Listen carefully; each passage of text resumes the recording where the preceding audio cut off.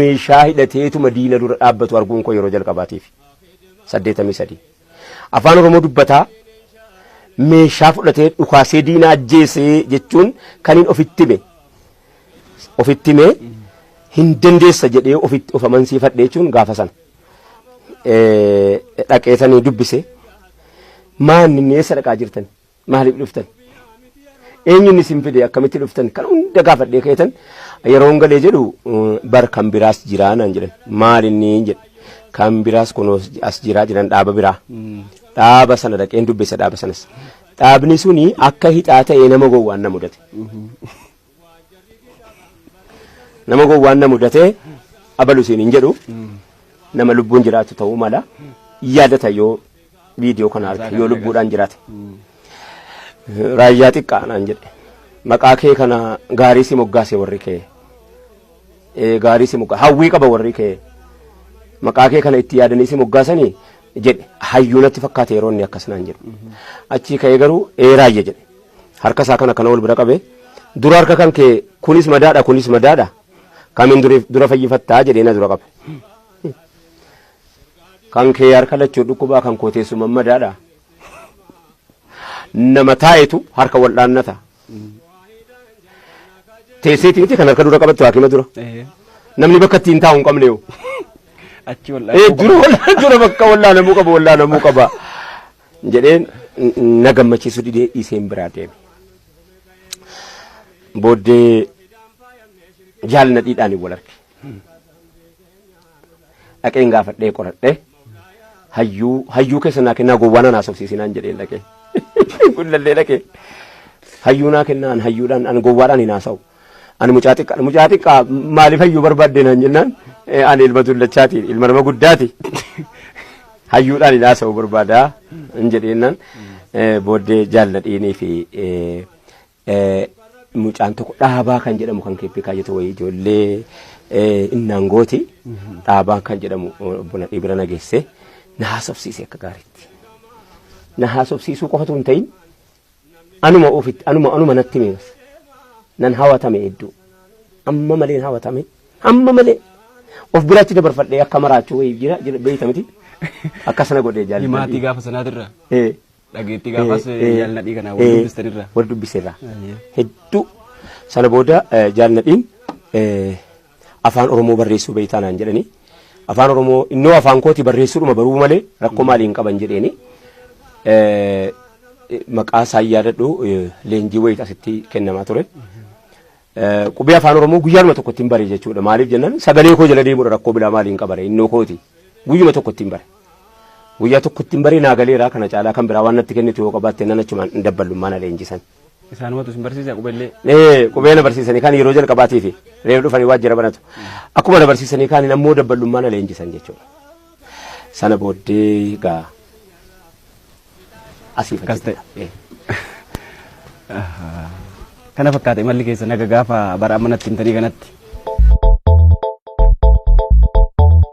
Hayyee Ustaaz Raayyaan anillee karaa lamaan isaan beeka dura Ustaaz Raayyaa kan dhaga'een ijoollee ta'eetu karaa reediyoo Itoophiyaa kanaan sagalee isaanii walleedhaan dhagaa ture sirba maalammanni jedhu tokko fa'aa haalan jaalatamaa yoo amma irra deebi'aa ture reediyoon garasinis hin dhageenye achi booda immoo darbee kunoo manzuumaadhaan hawaasa musliimaa biratti bakka guddaa akka qaban amma beekamaadha. Hawwisoo keessa turtan immoo wallee sana bifa kamiin gara walleetti dhuftan jalqaba. Duraani artii keessatti uumamuu waan of hin beeku booddee keessan argadhe na keessatti uumamuusaa akkan sagalee qabu nan beeka akkan sagalee qabu hin beeka malee sagaleen qaama artii irraa ta'uu hin beeku taayilentii irratti hin guddanne waan ta'eef nama bakka itti dhaladhe sitti meera kana caalaa maalitti buusa bakka dhaladhe eegan sitti mee waan hin ta'e hunda isaatii si galeera jedhee yaada hawaasa keenyaas fees akkasuma sana booddee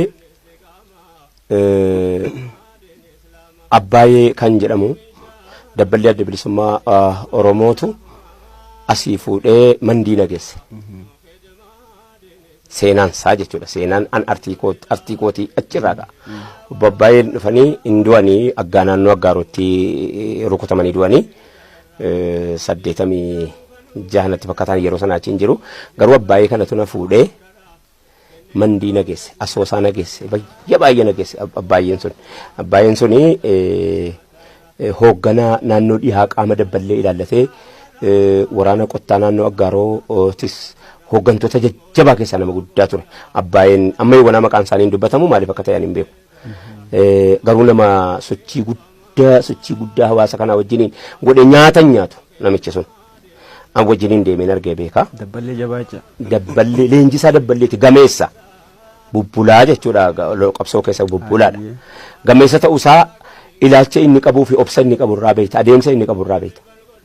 Sana booddee mandii dhaqee mana leenjii seenee leenjii dura garuu biyya keessa na daawwachiise abbaayeen kun. Biyya keessa na daawwachiise baadiyyaa keessa. Rakkoon hawaasa keenyaa baadiyyaa keessa eessa akka jiru an silaa nan beeka. Inni tarii ijoollee magaalaa na seenatti fakkaata. Baadiyyaa keessa eessa akka jiru na agarsiise. Ani immoo nan beeka duraanu. Inni na agarsiise haaraa godhe sun anaaf jireenya. Anaaf jireenya rakkoo ittiin qabu. Dafee naa galee waan ta'eef. Achirraa mari'adhee hin dandeenye naannoo sana keessatti leenjifamnee xumuru anaaf saahiba koo tokko sana booddee Harargeetti dhufee dabarfadhee ani dabbalummaas leenjifameera hin himne namatti. Leenjifamee fixeera nama tokko baay'eetti hin himne. Waraqaa eenyummaa kan dabbalummaa nan qaba ture. Kan dabbalummaatti leenjifamee bahe nan qaba. Asii gullalleetti yeroo jalqabaatiif kan leenjifameedha. Ijoollee xiqqaa keessaa immoo ana gaafa san. Tariidhaaf hoggabaabaadhaaf xiqqaan aseen sees hin beeku. Leenjifamee fixee Harargee deeme. Harargee marsaa 24ffaa leenjii waraanaan seenee sanan barbaadan ture siluma. Akka gaariitti leenjifameen hin bahee.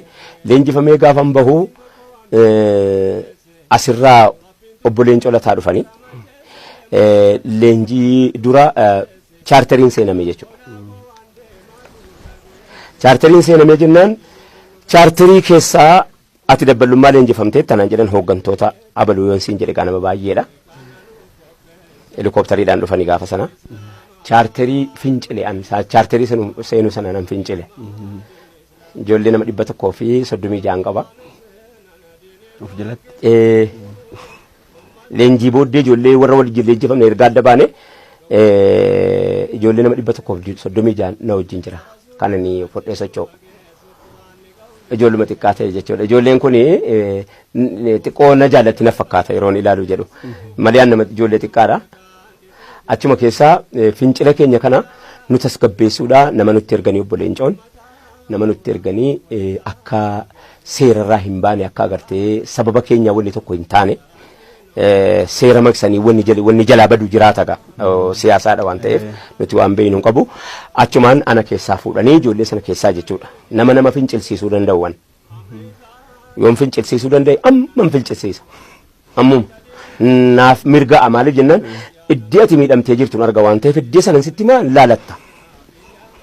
Kanaaf nu nama 10 gariin duduuteetti ijoolleen nu nama 17 moo maal wahii fuudhanii koree filachiiftuu dhiyaa Harargee aanaa Habroo naannoo Waaccuu naannoo aanaa Harargee keessatti filachiiftuu taasisanii nu ramadan. Yeroo nu ramadan obbo Gammachuun tokko rukutamanii du'anii nama Assalaaleeti. Ofitti na qabanii baay'ee amma malee ofitti na qaban. Obbo Gammachuun sun ofitti na qabanii yoo koree filachiiftuu kana keessa ati seentu ati uumamni kan kee artistiidha. Kanaaf hawwisoo odaa bultum dhaqiitii hoogganii naan jedhan. Achirratti kunoo artii seenuun kun. Hawwisoo odaa bultum anaa fi ciimsaa ijoollee warroo guduruuti lama taanee yoo hoogganne achirratti chaarterii diignee baane achirratti lola seenne. Sana booda hawwisoo koo fudhadheenii gaara keessa seene. Amma immoo hawwisoollee fudhatan. Hawwisoo fudhadheen gaara keessa seene. Hawwisoolee keessaa gaafa sana warra amma lubbuun jiru jira warri du'es jira. Akka nu juumaa faan hin duute ijoolleen baay'een hin duute. Waraana irratti duute? Waraana irrattis kan duute baay'ee jirti. Nu hinuma hafna dhaabnu summa tokko hinuma hafna waan tokko hin taanu waan isaan beeku garuu. Guyyaan kee geessu ga'u malee waan taatu beeke. Malee irraa haftanii. Sana booddee garantiinitti seenne. Egaa lolatti seene lola hama helikooftariidhaan reebamne egaa lola hama akka jedhamutti egaa waan jiru keessa jira. Inni namni ati alarraa baqattee mana seente yoo mana keessaan diinni sitti dhufe bakka seentu qabda.